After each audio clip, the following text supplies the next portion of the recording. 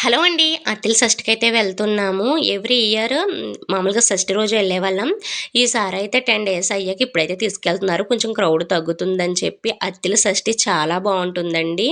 ఇగ చూడడానికి 2 కళ్ళు సరిపోవనమాట. అంత బావుంటుంది. ఇంకిక్కడ దొరకలేని వస్తువులంటూ ఉండవు.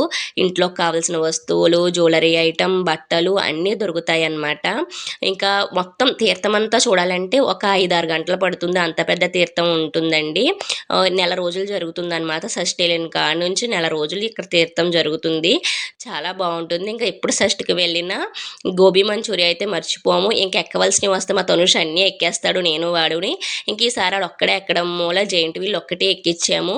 జీళ్ళు, ఖర్జూరం అంట ఇవరకు ఇలా షష్ఠిలోనే దొరికేవంటండి. ఇప్పుడైతే ఎక్కడ పడితే అక్కడే దొరుకుతున్నాయి అనుకోండి. ఇంకా మా తనుష్‌కి చాక్లెట్ బా నచ్చింది. ఇదొకటి కొనిపించుకున్నాడు వాళ్ళ డాడీ చేత. మరి నాకేదైనా కొనండి అంటే ఇంక ఈ చాట కొన్నారు.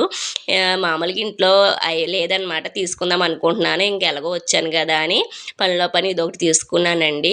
ఇంకా లేట్ అయిపోతుందని చెప్పి ఇంటికైతే బయలుదేరిపోయాము.